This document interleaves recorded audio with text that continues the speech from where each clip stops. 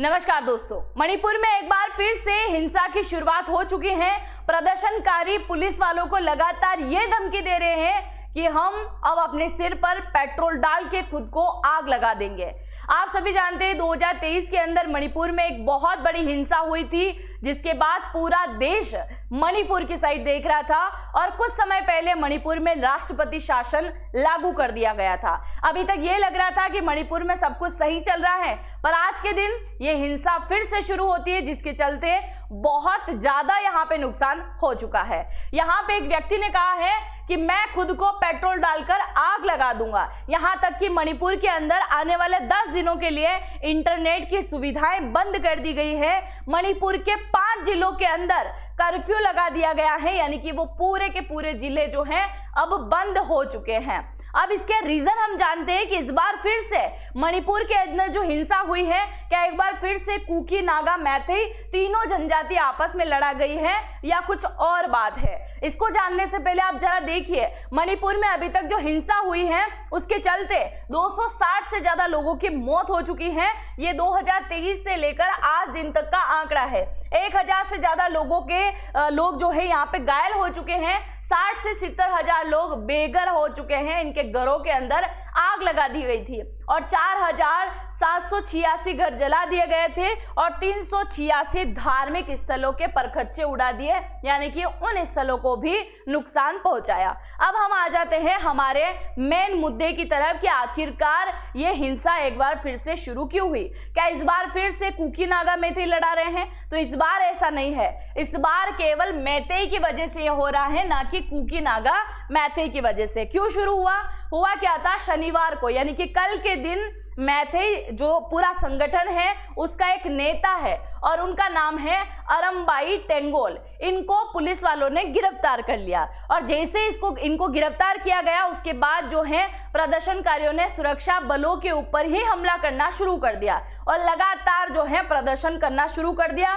कुछ बसें भी इन लोगों ने जला दी। अब इसके पीछे का रीजन ये था, पुलिस वालों ने जिनको गिरफ्तार किया, इनका कहना यह है, यानी कि वहां जो सुरक्षा एजेंसी लगाई गई है, यानी कि एनी टाइम वहां पे आर्मी और पुलिस वाले लगा रखे हैं, जिसके चलते उनका कहना है, यानी कि सुरक्षा एजेंसी का कहना है कि जिन जिन संगठनों के लीडर हैं वो ही क्या करते हैं, वहां पे हिंसा फैलाने का काम करते हैं, आग भड़काने का काम करते हैं और प्रदर्शनकारियों को एकत्रित करते हैं।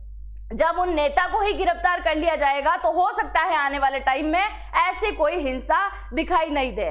तो यहाँ पे मैथई जो संगठन है उसके नेता को गिरफ्तार किया और बीते शनिवार को, यानी कि कल के दिन 2 और नेताओं को गिरफ्तार किया। तो अब तक टोटल 3 नेताओं को गिरफ्तार कर लिया, जिसके चलते मैथई संगठन के अंदर बहुत ज्यादा जो है गुस्सा भरा हुआ है और ये अब हिंसा शुरू हो चुकी है। तो कल दोपहर 2:30 बजे से हिंसा शुरू हो चुकी है, जो कि अब तक चल रही है। अब आप देखिए, मणिपुर हिंसा में 260 लोगों की मौत हुई थी। 2023 में मामला शुरू हुआ था, जिसके चलते 1000 से ज्यादा लोग घायल हैं। 60 से 70 हजार लोग बेघर हो चुके हैं। यह सारी घटना तो हुई थी, पर 2023 के अंदर एक महिला को निर्वस्त्र करके गुमा दिया गया, साथ ही सामूहिक दुष्कर्म यानी कि उसके साथ बलात्कार, रेप तक किया गया, जिसके चलते पूरे देश की नजर मणिपुर की तरफ थी और इस घटना का वीडियो रातों रात वायरल हो गया, जिसके चलते मणिपुर के हालातों पर सभी ने चिंता जताई थी। 2 साल बाद भी हालत ज्यादा नहीं बिगड़े थे।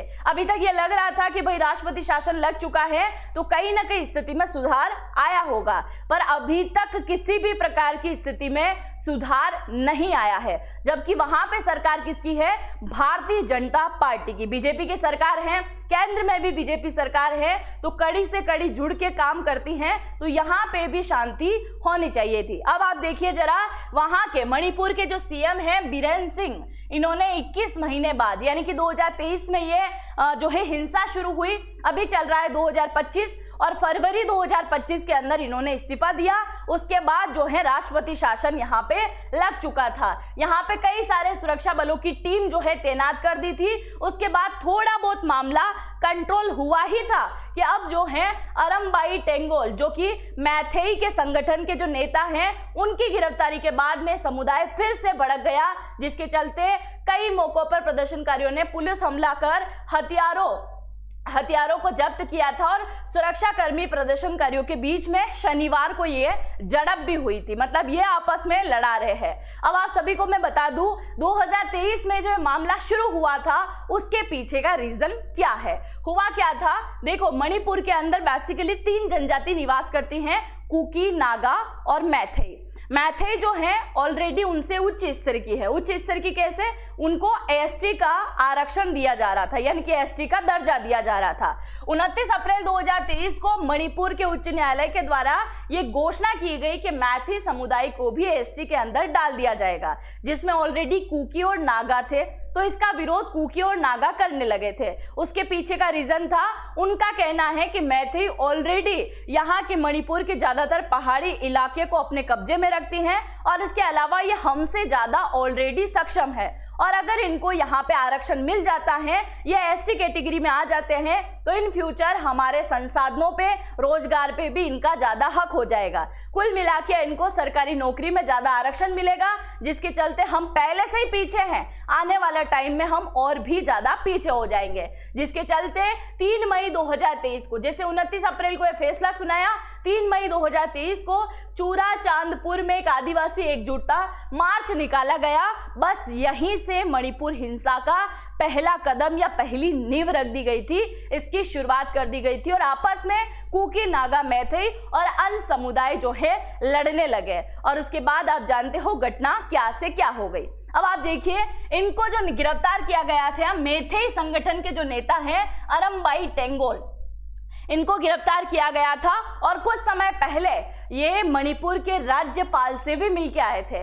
जब उनसे मिलने के लिए गए थे तो मैथई संगठन के पास जितने भी हथियार थे, ये सब हथियार उनको सौंपने की इन्होंने बात कर दी थी। पर अब जैसे ही सुरक्षा कर्मियों ने इनको गिरफ्तार किया तो ये हथियार इन्होंने वापस छीन लिए और एक बार फिर से इसकी शुरुआत कर दी। अगर मैं शनिवार से लेकर रविवार यानी कि कल से आज तक के 24 घंटे के मामले की बात करूं तो यहाँ देखिए, मैथई संगठन अरमबाई टेंगोल नेता की गिरफ्तारी हुई। मैथई समुदाय लोगों ने उग्र प्रदर्शन किया, खुद को आग के हवाले करने की धमकी दी, प्रदर्शनकारियों ने एयरपोर्ट का घेराव कर दिया।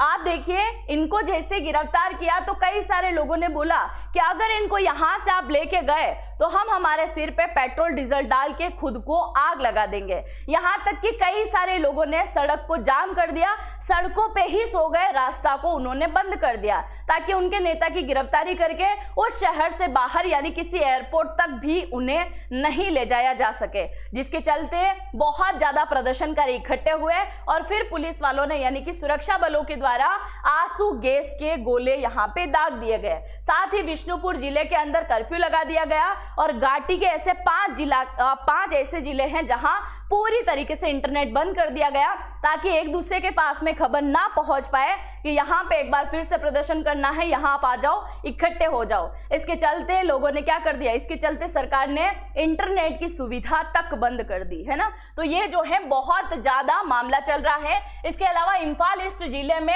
भीड़ ने बस को आग लगा दी और कई गोलियां भी चली, लेकिन फायरिंग करने वाले लोगों की पहचान अभी तक नहीं हुई है।